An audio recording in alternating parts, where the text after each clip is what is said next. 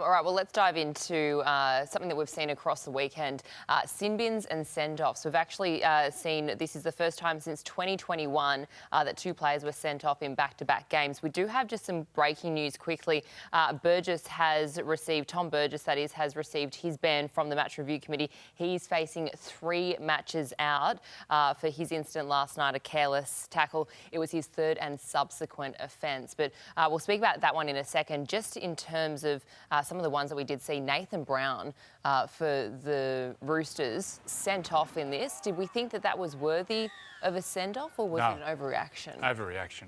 It's a sin bin.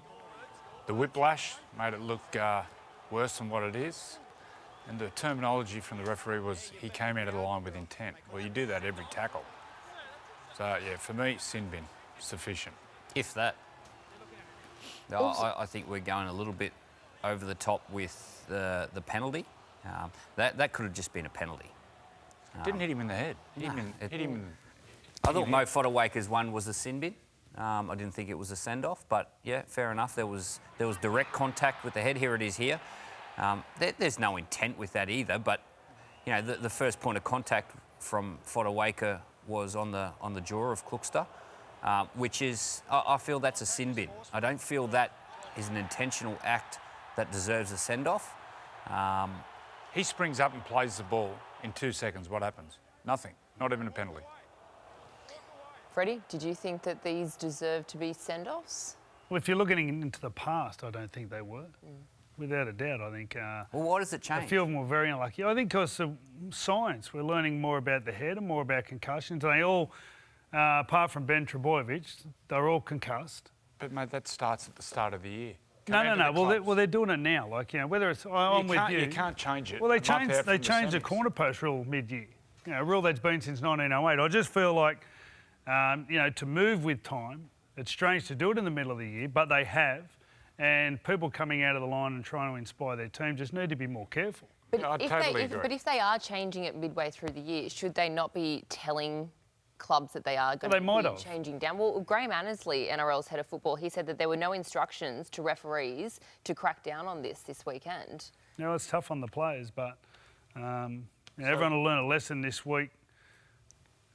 You know, if you're going to come out of the line... That one is chest on chest. You've got to come out, you know, and be just a little bit more careful. Well, how do they explain Thursday night's game, which was the worst game I've ever seen, or worst game I've seen this year, where there was 34 indiscretions, there was 21 penalties and 13-6 to go. Early in the year, we averaged, I think it was about 6 or so penalties and 4 or 5, 6 to go. It tripled. It was unwatchable. It was hopeless to watch. So the referees, their purpose is to manage the game. And look, if you wanted to, every tackle you can nitpick and give a penalty. Because teams cheat, they try to slow the ball down, they get off the line quick, but manage it, manage the game. The referees aren't there to decide who's winning the game, and at the moment, their influence on the game is deciding who wins. So, manage the game. Back in the 90s when it was flying, Bill Harrigan would blow 3 penalties. He'd manage the game. I remember speaking to Bill and said, what if they were offside by a metre? He said, well, I'd get back 11 metres. He said, I'd just talk to them. Manage the game. I feel like they're under pressure to manage the game because... But, mate, they're always under pressure. I think they get a lot of scrutiny, the referees, when they look over games. And that's really tough because, like you said, you can nearly penalise every tackle. You know, I watched a few video referees and there was a couple of put-downs in the NRLW game as well, and I found, you know, they were really nitpicking. There was pedantic on it. Kira Dibb had one I thought, well, you know what, she scored that. And, you know, they slowed it down that much and I think they found separation. I don't even know if there was separation, but, you know, I think they're under a lot of scrutiny from themselves. I don't think the people are putting them under as much scrutiny as they do themselves. But that's the world we live in now. The players are overanalysed, so they don't take risks. The referees, it's a thankless job. It is because they can't win. But don't overanalyse it. Manage the game. Stop trying to impose yourself on the game. And also the bunker. The bunker's there to rule on tries. Stay out of play to play. There's a referee and 2 touch judges. If it's an obvious send-off, send them. If not, bunker, stay out. Do you feel like that comes from the top, though? The referees are just the ones that are getting instructed to... I have no idea. No idea. All right, well, let's move on. Let's talk about the Rabbitohs and the Sharks last night. I think a lot of people were expecting the Rabbitohs to run away with this one, considering the Sharks had a bit of a tough run of late. But look, the Cronulla Sharks, they came out and put a big statement on 26-16 in the end. The Rabbitohs, they did fight back late, but it was just that little bit too late. And that made the scoreboard a little bit more respectable, 26-16. It was 26-0 after 60 minutes this game, and the Sharks were well and truly on top, and it was through their attack. Obviously, they defended a lot better than they have over the last 3 weeks, and this broke that 3-game losing sort of drought. But it was through their attack. Their attack put them in good field position to defend well. And then when they had to defend their try line, they were energised and they had a lot of petrol in the tank. But Nicho Hynes was great. I thought Connor Tracy at fullback was fantastic. He just attacks the defensive line, and whenever he gets the ball, he's a great runner. And they scored some great tries, some great skill. They all contributed, but it all come off the attack of Nicho Hynes. That last try there, Roddy came up with that nice save. Yeah. A minute prior, he saved a try down the other end, which was a short try. Campbell Graham took a catch and he somehow got his hands underneath the ball. It's just a different level of desperation from Cronulla, and I think that was the difference from the point of view of they won the middle of the field. You know, it was pretty intense. He saw Tom Burgess's play late in the game trying to inspire his teammates. It's Jai Arrow talking about the middle of the field. He had some back spasms, hopefully, and you know he was in all sorts. Just have a look at his reaction here. Well, his legs are give away. That's a bulging disc pushing on nerves. His legs aren't working. So whether they manage that, how they manage that for the rest of the year, they are debilitating. Where does this leave South Sydney? The loss, Jai Arrow suffering what looks at this stage to be a bad injury, and the fact that Burgess is now facing 3 weeks out. Where does this leave their season? Totola is out. Junior's out with a neck injury. So you can't win without your front rowers, so they're going to really struggle here on in. I feel everyone's been waiting for all these injuries to come back into the team from South Sydney. Latrell's been out, Cam Murray's been out, Campbell Graham at times, and everyone's been waiting and thinking that the Rabbitohs will be okay. The Rabbitohs need to make it happen. They need to stop waiting for players to come back into the team. They've got a good enough team to play better than what they're playing, and they need to go and make it happen because it's not just going to happen for them. Do you think they're waiting for the trick shots to win, not the tough work? They're relying on it. Yeah. I think they're waiting for the semis. I think they've prepped themselves to play. They want to make sure they're there. That's what I mean. I think they're preparing themselves to play big games at the semis, but I don't know if they're just not putting that extra work in to win week to week. There's no switch for the semi-finals. You can't turn it on in September. You've got to build to it. Yep, and they could also drop out of the top 8 this afternoon, depending on some other results as well. So nervous times ahead for South Sydney. We've got plenty more coming your way this morning. Coming up after the break, we take you through the battle for the minor premiership as the Panthers beat the Storm, while the Broncos travelled north and got the best of the Cowboys. Well, what a night it was for the Panthers at home at Bluebet Stadium. 26-6 winners over the Melbourne Storm. A great win for them.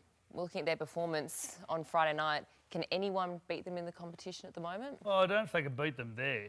If you have a look at the crowd that turn up to every game they play at the moment, and as Zach Hoskins playing in the centre, the Melbourne found him out early and they just managed to work a way to protect him. But it's hard to highlight one player. They all play like they're such a good footy team that they'll play their first semi-final there, and whoever it is, it's going to be an awful tough game to win. I could possibly highlight their number 7. He was pretty good. He's a fair player. Yeah, it's okay. Some of his passing was just incredible. He's just got such a variety in his kit bag of passes, kicks, running the football. He's outstanding. But I don't know if anyone can beat the Panthers the way the Panthers play. But there's different ways to win a game of rugby league. So you've got to think of different ways.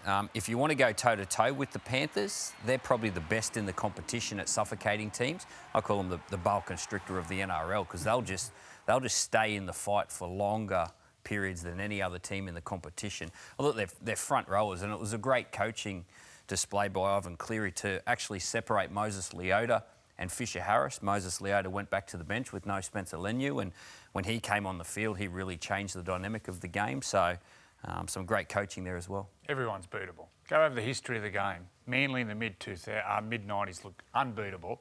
They only won one grand final during that time. And there's been other teams, for instance, but I think Brisbane's got a game that can trouble Penrith. They beat them in round one, actually, down there. I know they were underdone, Penrith, but they've got the forward pack, which will match them, and they've got the X factor and the attack, I think, can worry them, but they'd have to be at their very best, Brisbane. What about for the Melbourne Storm? We know that they were obviously missing Jerome Hughes, Xavier Coates as well. Yep. Bill, do you worry about what you saw on the field here? Well, I thought they started really well, and I thought their effort was great. They didn't help themselves. There was a few plays in the game. There was an offload by Christian Welsh early in the game that created a turnover. Nelson Asafa-Solomona hit Nathan Cleary late, which gifted great field position. I think Josh King got caught in the defensive line and gave away a penalty. So there were a few things that they didn't help themselves, but they were totally outplayed. In terms of the football side of things, they were totally outplayed. And Craig Bellamy's spoken regularly about the inconsistency of the Melbourne Storm this year. You think about their game last week against Parramatta, fantastic. And then this week, they were just a little bit off the pace with their football decisions. Just looking ahead quickly for the Panthers, I know Dylan Edwards, he was struggling with some bruising of the rib and he's been copping a fair bit. Do you think they look to rest some players over these next few weeks? Well, it depends how the competition goes. They've got 4 games to go. They've got Manly next week. I think if they win next week, I think they nearly assures them a semi-final at home. I think they'd be just happy with that. I don't think the minor premiership these days, it's a big debate over should you get more reward for it, because teams like Penrith at the moment and Brisbane could stop vying for that. So you sort of lose a little bit there. But I think they'll just want everyone to be fit and healthy. They've got a few players that sat on the sideline on the weekend, and if they can get them all back and everyone be healthy going into the semi-finals, that would be a much better result than winning the minor premiership. Their decision around resting players will be, will it help us in September? And if it will help them in September, they'll rest them. If it won't, well, they'll let them play. All right, well, let's move on to this one. The Broncos, 30-14 winners over the Cowboys. There was plenty of opportunity in this. It could have been a very different scoreline, especially for the Broncos early on. I don't think the scoreboard reflects the dominance of the Broncos. They bombed 4 tries. Dead set bombed them in the first half. They could have been up by 30 at half time. Some key performances for Brisbane. Ezra Mann defensively was unbelievable. Payne Haas was Payne Haas as usual, and Reece Walsh, my gosh, what a player. And then around it, all these young forwards. So he was a bomb one. Pass. He must owe, Ezra must owe him money. But the workers, some of these young forwards, this young guy, Pedicura. Yeah, Kura. What a player he is. Well, he's keeping Jordan Ricky out at the moment. He is incredible. Yeah. I just, these 2 teams never disappoint when they play each other, don't they? And I thought that the game flowed, it created fatigue, and then we saw the talent outlaid. You're talking about the infringements in the game, and there was, 36 in one game?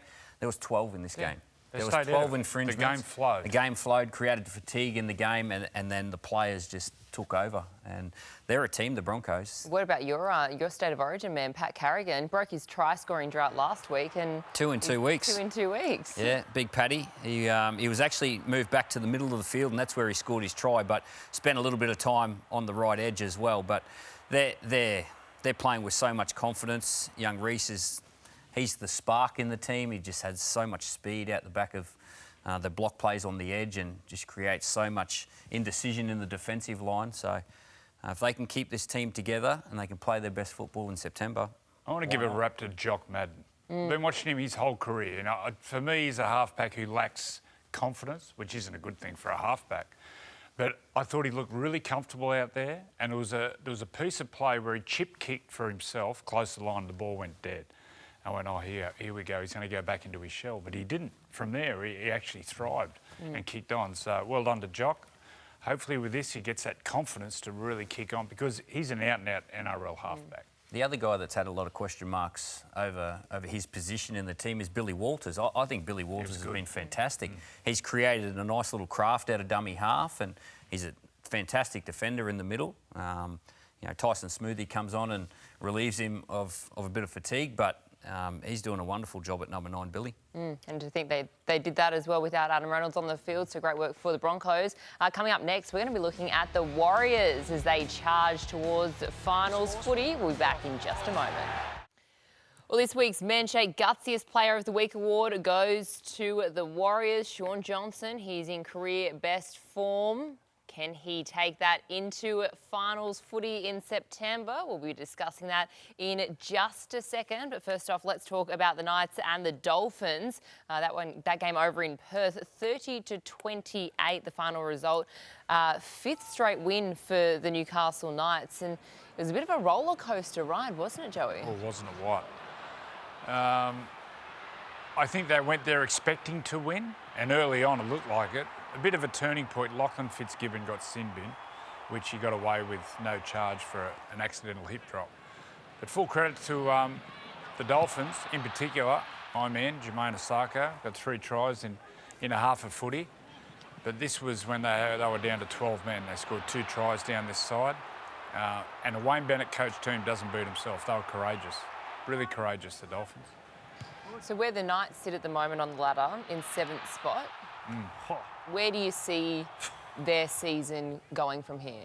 Well, it's up to them. I think they can generally make the 8. They've got the Bulldogs next week. They're going to make the top 4. Come on, If they win all down, 4, Freddie, settle down. if they win all 4, They're winning the comp. You think they can make the top 4? they end up on 35. That'll be the top 4. They go- All 4 teams have got 3 games at home, and they're all in the bottom 8. They go Bulldogs, and then they go Rabbitohs? Rabbits. Oh, there it is there. And then they go Do they? Sharks, and then I they forgot go. the Rabbits. And then they got the Dragons away. Round 26. That decides whether they play semis. Well, the key for the Knights is themselves. They've got to continually strive for improvement, continually strive to play their best football, unlock their talent. Kalen Pong is the key for them. If they can continually get Kalen the ball in the situations that he likes to get the ball. Dominic Young's a great threat on the wing. That's their game. And then this work ethic through the middle. Crossland's doing a great job. They're all contributing to the team side of the game, and then that allows Kalen to do what he does. Jacob Safidi picked up a hamstring. He's doubtful to play next week, along with his twin Daniel. He won't play, so the front row stocks are a bit skinny. This bloke was, the last 6 weeks, he has just been the best player in the competition. He is just dynamite. We all saw what he did in 2022 in the Origin series, and then he hasn't played a whole heap of football in 12 months after that. Now he's stringing a few games together and he's giving himself a chance to play like he's playing. So, it's all come as a surprise, but it shouldn't be as a surprise. He's just stringing some games together. He's got some footy under his belt and he's playing his best footy. Who can you see the Knights troubling in the top 8 at the moment? If they get their front rows back, all of them. He's good enough, Kalen, to do that. But it takes all those other players, like Billy was saying. Everyone's got to play their part for your starter to shine on the night. So, but I think they'll need their best 2 front rowers on the field. I think they need to be back. So They took Penrith to Golden Point early in the year. yeah, It's there. Once they catch fire, they're a dangerous team. And they're on a red-hot run as well. So too the Warriors at the moment. They produced a 10-point victory over the Titans. That game on Friday night, 28-18 win in the end. The Warriors, geez, they've notched up some good wins. What have you made of their recent form, Bill? Well, as Des Hasler would say, they're flying under the radar. Be careful of the Warrior. They're a serious team. This guy here is brilliant. Billy, off camera, we speak about Jaden Campbell. Tell us what you think of him. I think he can be a seriously elite fullback in our game, given the opportunity and given the correct coaching and development. I think he can be top 5, top 3 fullback in our game. I think he's got all the attributes. He's brave. He's courageous. I love watching him play. He's one of my favourite players to watch play a game of footy. He's an instinctive footballer, but he can do all the other stuff in the game as well. Where do you think it's going to be best for him? Do you think he should be He's a staying? fullback. Yeah. So do you think he should be staying at the Titans or exploring options to stay there? Yeah, Well, he wants to be there. He's signed there without being guaranteed the position that he likes playing. He wants to be on the Gold Coast and he wants to see the Gold Coast succeed. But I think given the right coaching around him in that position, he can be a serious fullback.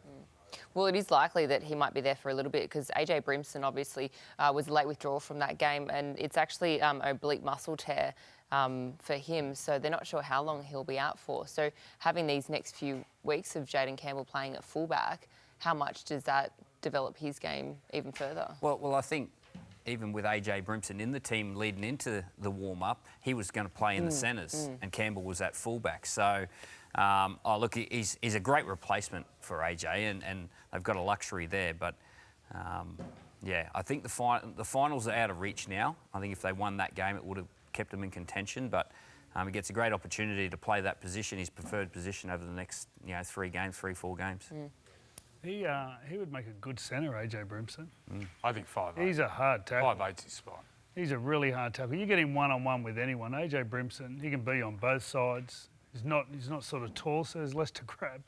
He's a good player. Mo Fatawaika got sent off, and we've debated early in the game, early in the show. If he stays on, do they win? Yes or no? Well, just after he got sent off, What about that sin bin? he got sin bin for that. Embarrassing. So out of the 20 minutes or so, I forget how long he got sent off for, but it wasn't that big a difference in the time. So, that send-off, that sin bin was worse than decision than the send-off. Do they win? Do they win if he doesn't get sent off? Well, they'll within a try leading into the end of the game. So you'd have to say there would be more of a chance. They played with 12 men for 3/4 of a game. When did he get sent? When did he get sent off? I didn't see the 20th minute time. or something. 20th minute, yeah. Oh, was it? Yeah. That's a big factor in the game of footy. You play with 12 men for 3/4 of a game and you put yourself in a position at the end of the game to still be in the contest, you probably should have won, yeah. Did the fullback come back on? No. Chance, no, he failed his HIA and that's his third concussion this year as well. So there's some. It's not easy to cover fullbacks or wingers either. So. Or do you think that was a send-off? Well, he hit him, out of all of them, he hit him flush in the head. I don't know like his positioning was different to the others. I don't know what Mo's supposed to do there. Well, go lower. But if he goes low and drops his head, then he's susceptible to knockdown. No way. You just go lower. Seriously. Who the bloke was small. Other so than it wasn't a front row. Jake Trebojevic, what front rowers tackle low? Well, we need to practice. But there needs to be more practice. Defence techniques have totally changed. Of course they have. But 15 years. Well, they need to then keep practicing because you can't be knocking blokes out. He knocked him out cold. His first contact, although I thought his positioning, it didn't look like he was over-aggressive. He hit him straight in the head and knocked him out. Chance won't play either for another week, so, he'll be out for at least 11 days, I'm assuming. That would have been a grade, what is it, a... Category 1. Cat 1. Yep. So he's not playing, so, you've got to practice. Get him lower. All right, well, coming up next on the Sunday Footy Show, the journos, they're in the house and ready to fire up on Inside the 10, and we have a very special guest joining us. Find us out who it is. I don't know whether you can guess, but we'll be revealing all next.